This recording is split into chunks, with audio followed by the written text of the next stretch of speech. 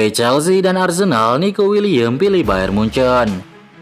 Bayern tengah berburu pengganti Leroy Sané yang telah resmi hengkang ke Galatasaray dengan status bebas transfer.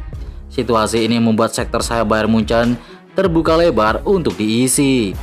Laporan dari Sky Germany mengklaim bahwa sang pemain menunjukkan ketertarikan kuat untuk bermain di Bundesliga.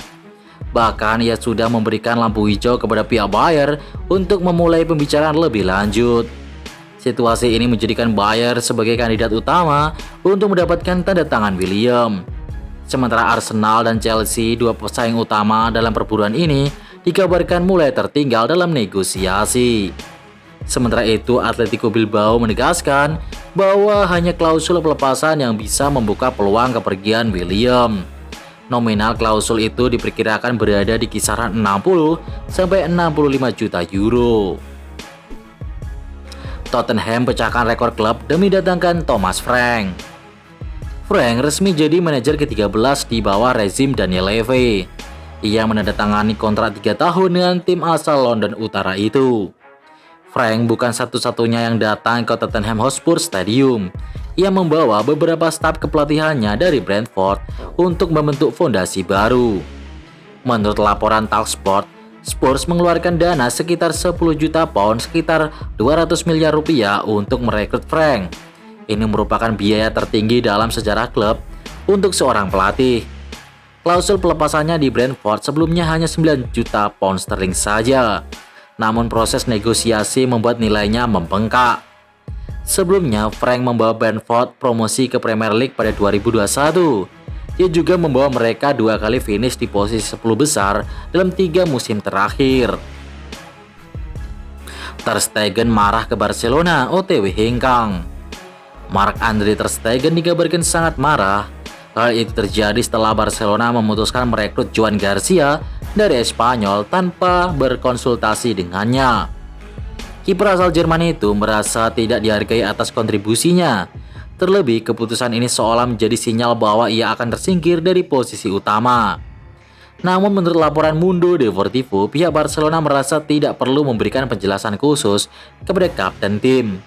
Klub menegaskan bahwa urusan perekrutan pemain adalah tanggung jawab Direktur Olahraga Deco dan pelatih Hansi Flick. Hal itu bukan subjek diskusi personal dengan pemain, termasuk Ter Stegen. Manchester United dilaporkan siap menawarkan tempat kepada Ter Stegen. Ia akan menjadi pengganti Andre Onana yang tampil inkonsisten. Galatasaray dari Turki juga telah menyatakan minat terhadap ex-kiper Borussia Mönchengladbach tersebut. Jika hengkang, Ter Stegen dikabarkan akan menagih semua hutang-hutang Barcelona. Gabung Madrid, TAA bikin terkejut karena fasih berbahasa Spanyol. Dalam perkenalan resminya, Alexander Arnold menunjukkan keseriusan untuk beradaptasi. Ia menyampaikan pidatonya secara penuh dalam bahasa Spanyol. Hal ini menjadi kejutan. Tidak hanya menuai pujian luas dari publik dan manajemen klub. Alexander Arnold mengungkapkan bahwa dirinya telah belajar bahasa Spanyol selama beberapa bulan. Hal itu dilakukan sebelum pindah ke Real Madrid. Saya rasa Presiden Perez senang dengan kemampuan bahasa Spanyol saya, ujarnya. Itu mengejutkan banyak orang. Ia melanjutkan, bagi saya ini penting. Ini menunjukkan niat saya untuk memulai dengan baik dan meraih sesuatu sejak awal. Alexander Arnold menegaskan bahwa adaptasi adalah kunci sukses di klub sebesar Real Madrid. Ia ingin langsung menyatu dengan budaya tim. Demi Anthony, Real Betis usahakan proses transfer. Real Betis membuka pintu untuk mempertahankan Anthony. Secara permanen, sang winger tampil impresif selama masa peminjamannya.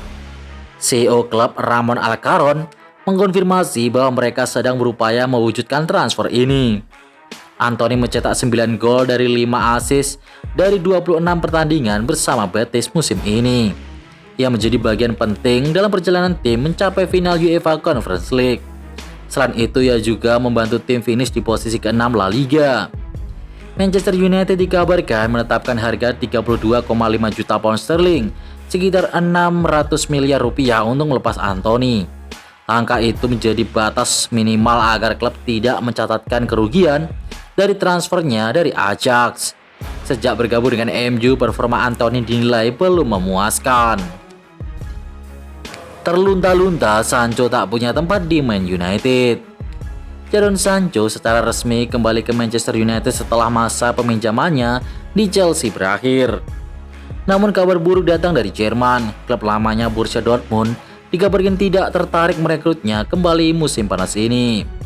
Saat membela Chelsea musim lalu, Sancho mencatatkan 3 gol dan 4 assist dari 31 laga Premier League. Performa itu dianggap belum cukup meyakinkan manajemen The Blues. Oleh karena itu, opsi pembelian senilai 25 juta euro tidak diaktifkan. Padahal ia sempat mencetak gol penting di final UEFA Conference League melawan Real Betis. Gol tersebut membantu Chelsea meraih gelar Eropa. Chelsea memilih membayar kompensasi 5 juta euro saja untuk membatalkan kewajiban pembelian. Alhasil, Sancho pun kembali ke Old Trafford. Ia kini berada dalam status tanpa tempat yang jelas di bawah pelatih baru Ruben Amorim. Saga transfer Gyökeres, Sporting Lisbon pasang harga tinggi ke Arsenal. Arsenal dilaporkan telah mengajukan tawaran resmi kepada Sporting untuk merekrut Victor Gyökeres. Striker asal Swedia itu mencetak 54 gol dan 13 assist dalam 52 pertandingan musim lalu, yang menjadikannya salah satu pemain paling produktif di Eropa. Manchester United sempat dikaitkan dengan Gyökeres, namun kini Arsenal berada di posisi terdepan. Menurut MyFootball, The Gunners menawarkan 51 juta euro ditambah bonus. Akan tetapi jumlah tersebut belum memuaskan pihak Sporting. Sporting dari presidennya meminta lebih dari angka 85 juta euro. Gyökeres disebut-sebut sangat frustasi dengan sikap keras Sporting. Ia bahkan bisa saja mengambil langkah ekstrim dengan mogok latihan. Tindakan ini bertujuan untuk memaksa transfer. Sementara itu, kontraknya masih berlaku hingga 2028. Oleh karena itu, klub Portugal itu berada dalam posisi kuat. Di sisi lain, Arsenal juga dikabarkan membidik Benjamin Sesko dari RB Leipzig. Tinggalkan City, Kevin De Bruyne resmi ke Napoli. Gelandang elegan asal Belgia, Kevin De Bruyne resmi bergabung dengan klub Serie A Napoli dan akan berkarir di bawah asuhan Antonio Conte. Kebenaran ini diumumkan oleh Napoli pada Kamis 12 Juni 2025. Tak lama setelah kontrak De Bruyne bersama Manchester City berakhir. Pemain berusia 33 tahun itu sempat dikaitkan dengan sejumlah klub Inggris. Ia juga sempat diincar oleh klub MLS. Namun akhirnya De Bruyne menjatuhkan pilihan kepada Napoli sebagai pelabuhan barunya. Meski pihak klub belum merilis durasi resmi kontrak De Bruyne, jurnalis kenamaan Fabrizio Romano memberikan bocoran terkait kesepakatan tersebut. Menurut Romano, Napoli menawarkan kontrak selama 2 tahun, lengkap dengan opsi perpanjangan 1 tahun tambahan di masa depan. Lampu hijau Højlund melangkah ke Inter Milan. Inter Milan dikabarkan kembali membuka pembicaraan untuk merekrut Rasmus Højlund dari Manchester United. Setelah sempat vakum, Nerazzurri kini berusaha menuntaskan transfer striker Denmark tersebut. Inter dikabarkan telah menyiapkan proposal khusus untuk mendapatkan Højlund. Nerazzurri berencana mengajukan pinjaman selama 1 musim dengan opsi pembelian permanen. Namun Manchester United dikabarkan lebih menginginkan transfer permanen langsung di musim panas ini. Proses transfer ini semakin rumit karena sikap sang pemain. Dalam wawancara terakhirnya, sang striker secara terbuka menyatakan keinginannya untuk tetap bermain di Old Trafford pada musim depan. Juventus tawarkan Vlahovic ke Manchester United. Kabar terbaru seputar bursa transfer Man United kembali mencuat. Setan Merah dikabarkan mendapatkan tawaran dari Juventus untuk merekrut striker mereka, Dusan Vlahovic. Juventus paham betul MU sedang mencari striker baru. Mereka pun memanfaatkan situasi ini dengan mempromosikan Vlahovic. Disebutkan Juventus hanya membandrol Vlahovic seharga 20 juta euro, harga yang cukup murah untuk striker berkualitas di pasaran saat ini. Alasan dibalik harga murah tersebut ternyata cukup jelas.